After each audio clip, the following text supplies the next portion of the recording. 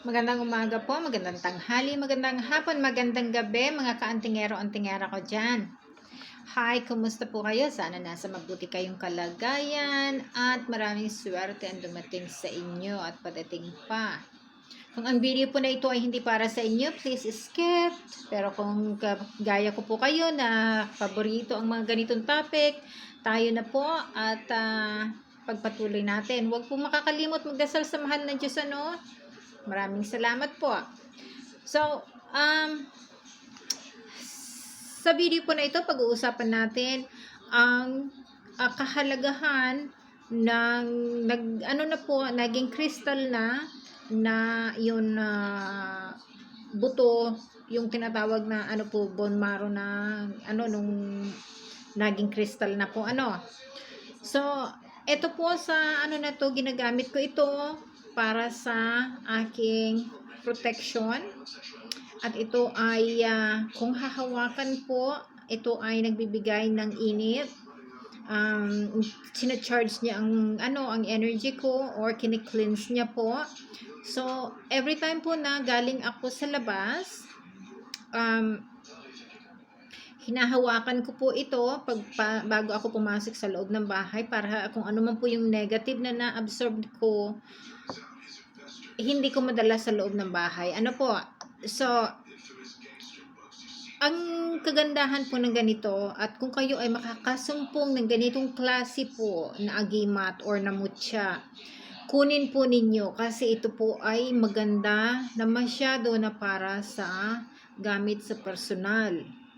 Personal po pangangailangan natin, ito ay magdudulot ng extra energy po. At wala naman pong masama kung magagamit tayo ng extra energy. So, wag na pong paligoy-ligoy. Papakita ko sa inyo kung anong klase nito.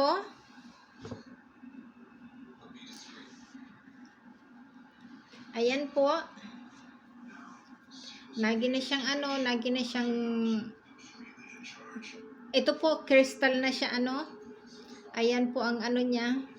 So, maganda po ito kasi may, kumbaga yung may memory siya nung panahon pa na nabubuhay siya.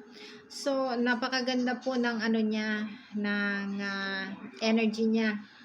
At, tingnan niyo po. Ang ganda po, ang ganda. So, ito po, kaya kung kayo ay makakakuha ng ganito, wag niyo pong iiwan, kunin po ninyo at bigay po yan sa inyo ng Mother Nature or ng tadhana So, maganda po ito na dala-dala lagi, nasa bag ko po ito kasi kapag, sabi ko nga po, pag ako'y papasok sa loob ng bahay, hinahawakan ko po ito para matanggal yung negative energy kasi ito po ay ito ay ang dala po nito ay magandang energy. So, pangontra din po ito at ayan, makikita ninyo. So, ang plano ko po, gusto kong ipahati ito, papag-apatin, kung pwede lang, kasi ayan po. So, matagal na po ito sa akin. Isa po ito sa mga una kong napulot or nakuha.